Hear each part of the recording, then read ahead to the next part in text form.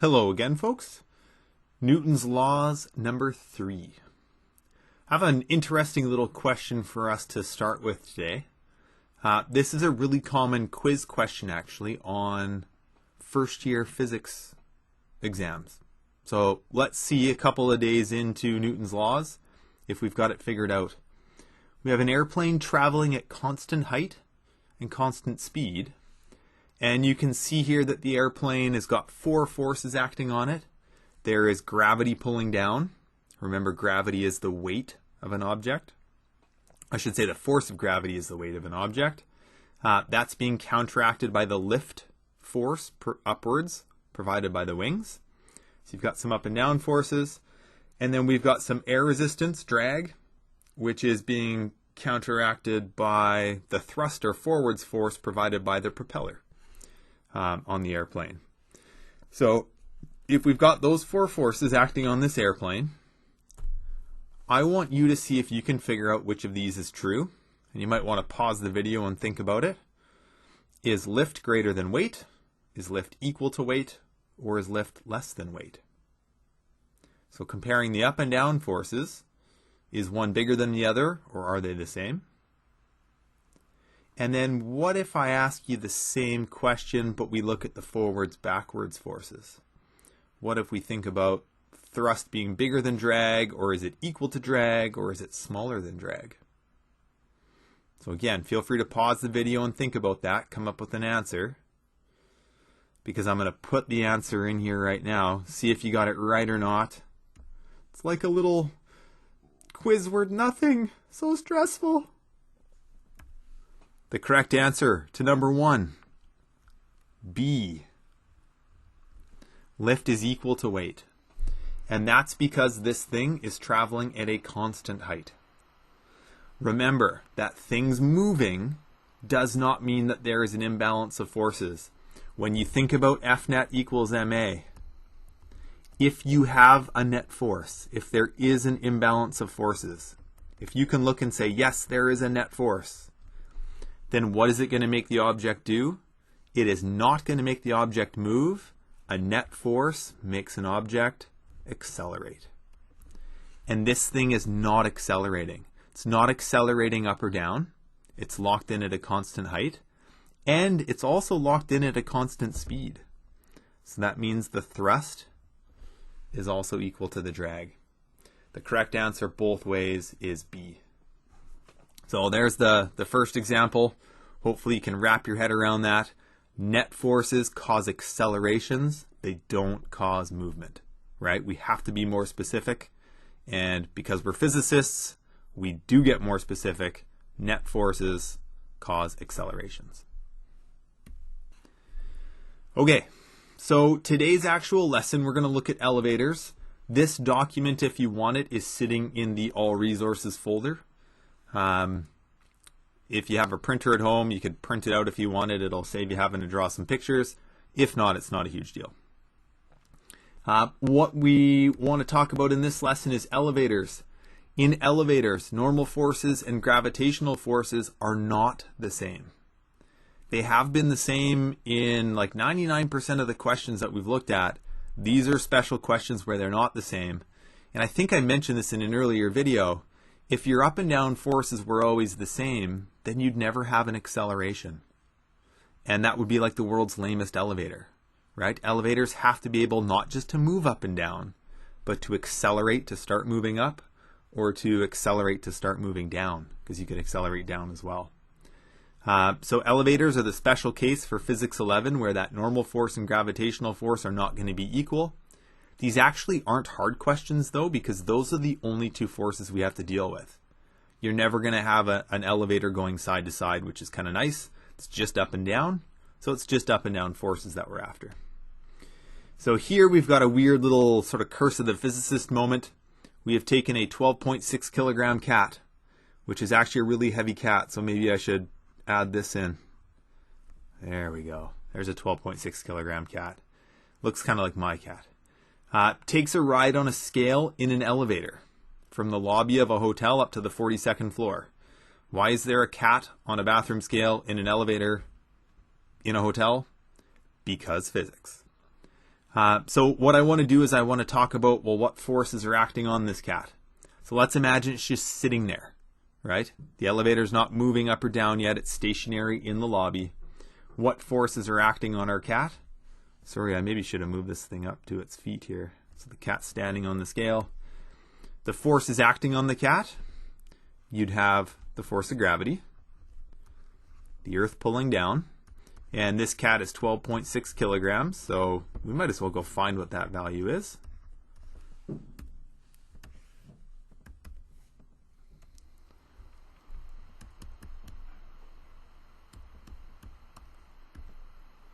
$123.48 N for newtons. So there's the weight of the cat. Sorry, interrupted by my kids, totally lost my train of thought. I have no idea where I was. Oh, the joys of working at home. So we've got this cat standing on the elevator, or in the elevator on the scale. The weight of the cat, which is equal to the force of gravity, is 123.48 newtons. And right now, because the elevator is not accelerating up or downwards, that means the scale is pushing back up on the cat with exactly the same amount of force. So for this moment, those two forces are actually the same. The normal force is 123.48 newtons. Now what's kind of cool is when you stand on a scale, like in your bathroom, and you measure your weight, the force of gravity acting on you, which is actually what you're measuring, the scale is not technically showing m times g. It's technically showing Fn. It's the normal force. So that normal force is actually what the scale shows. And you'll need to know that for these elevator questions. So that's what a scale really measures. Now the good news is when you step on a scale in your bathroom, you're not accelerating up or down. So even though it's technically showing you the normal force, it's the same value as the weight. It's the same value as the force of gravity. So it's actually accurate if you're looking for your weight because you're not accelerating up or down. But if you were to step on that bathroom scale in an elevator that was accelerating, then we're going to see that there's some issues there because these two forces during acceleration will actually not be the same. But you will have to keep in mind that what a scale is really measuring is actually the normal force. So in some of these examples, if I tell you what the scale shows, I'm giving you the normal force. So there's what it looks like for a stationary, just in the lobby waiting for a trip up to the 42nd floor on a scale. So here's what we're going to do. We're going to start in the lobby and we are going to take this cat and we are going to launch it. So there's going to be like the launch phase. Now this means that we're going to have some acceleration, and if we're going upwards, we could say that the acceleration is positive. Right? We're going to gain some velocity. Now I want you to think about that a little bit. I'm going to go back up to my picture. If this cat starts to accelerate upwards, that means that there is a net force acting on the cat. And if the thing is moving upwards, that means the upwards force, I shouldn't say moving upwards, I should say accelerating upwards. Let me correct myself. If this cat's going to accelerate upwards, that's because the normal force has become bigger than the force of gravity. Now the force of gravity isn't shrinking, right? Because the mass of the cat doesn't change when it rides an elevator. And gravity's still 9.8 newtons per kilogram for the whole ride on the elevator. So during that launch phase, when we have a positive acceleration, it's because that normal force actually grows. So when you have positive acceleration, the normal force becomes bigger than the force of gravity. And that's what allows that elevator to actually accelerate and start moving upwards in the first place. Now, you have to imagine when you ride an elevator, the positive acceleration, your normal force growing and becoming bigger than the force of gravity, that only happens for a few seconds.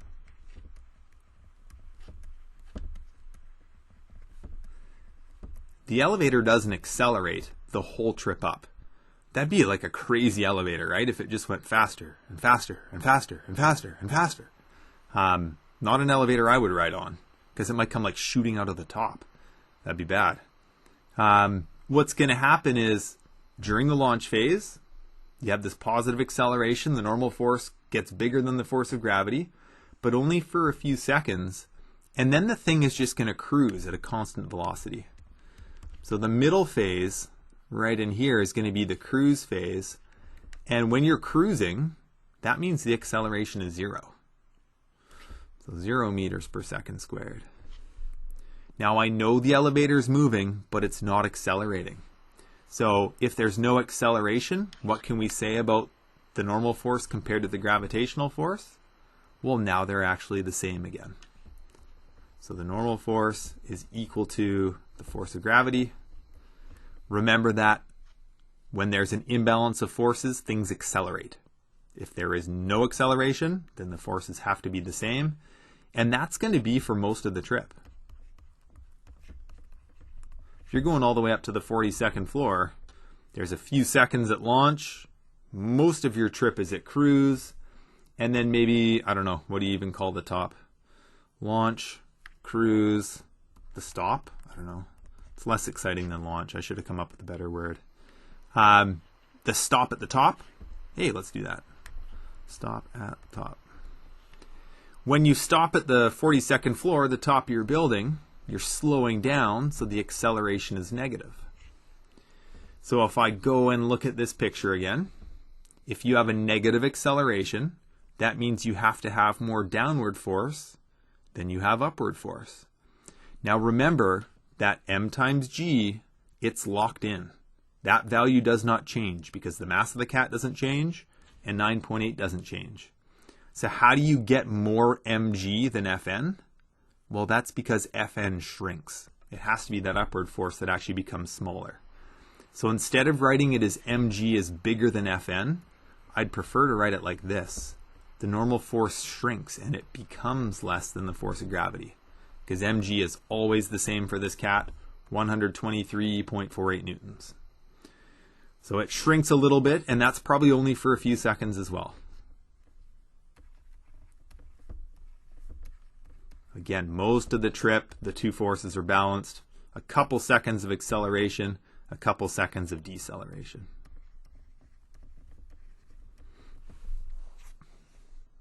So let's actually throw some numbers in there now and get you to do some calculations now that we've sort of covered how that normal force is changing during the trip.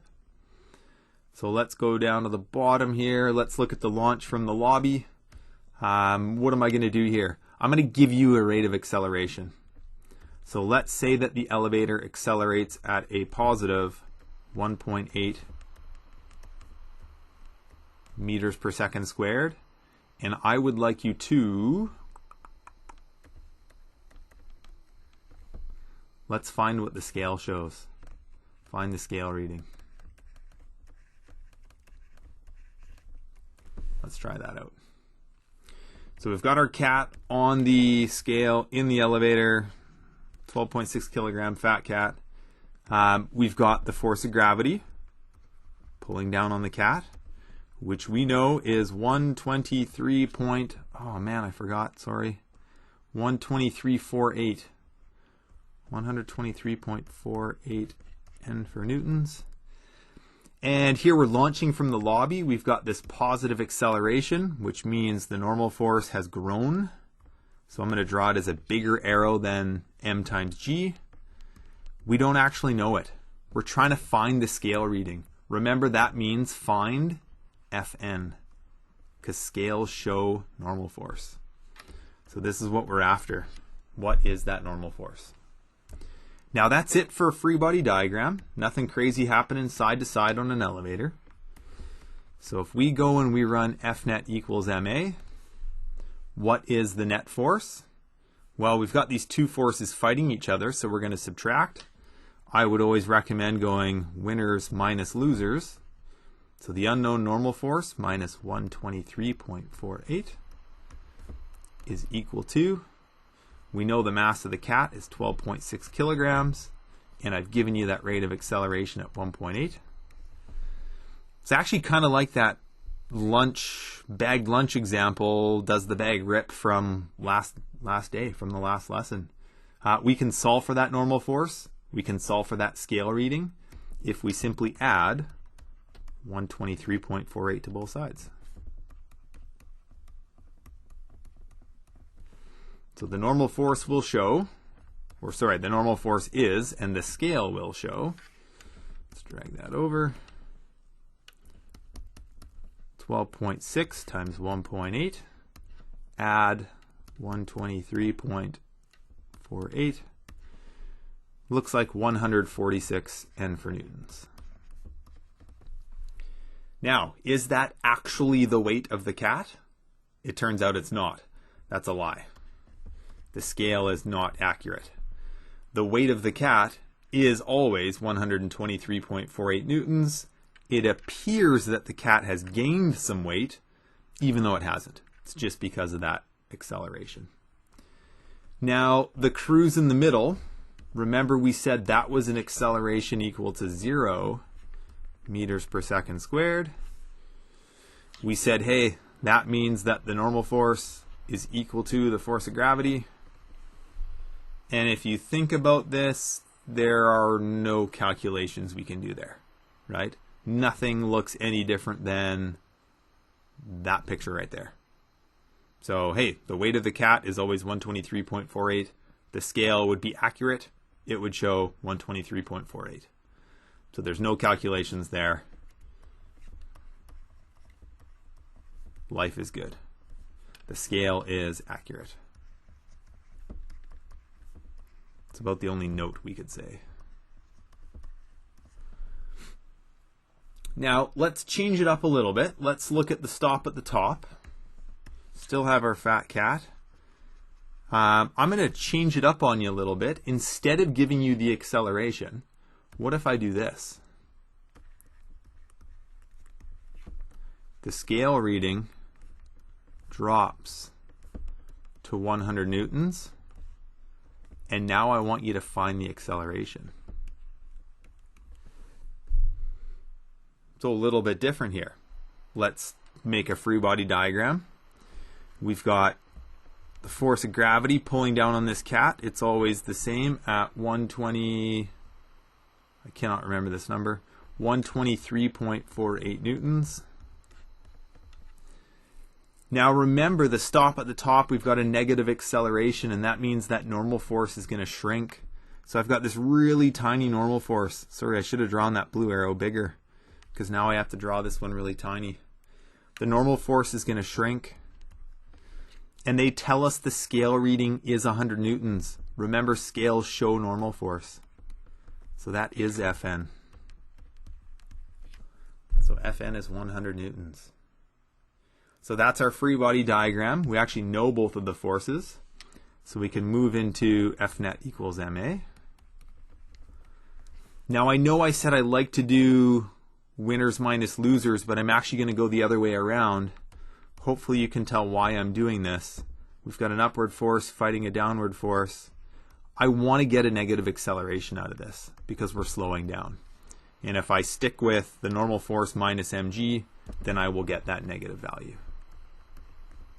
If you had switched it the other way around and done 123.48 minus 100, you'd want to just go throw a negative sign on your acceleration at the end. That's all. So we're going to do a little subtraction, divide by 12.6. 100 minus 123.48 is that number. Divide by 12.6. There you go. Acceleration negative 1.86 meters per second squared. So there's how elevators work. It is simply a discussion about gravity, which is always locked in. You can find it for an object. And then you've got this changing normal force. Sometimes the normal force is bigger. Sometimes the normal force is the same. And sometimes the normal force is smaller. So that takes us to box, I think, number 5, the third day of Newton's laws. Please keep plugging away at that practice. Again, you're probably going to get stuck. If that's the case, fire me an email or join me for a Zoom meeting. please tap into those Zoom meetings. Let's ask questions together. Let's learn together. Group learn is the best way to sort this out in your brain. So I hope to chat with you online soon.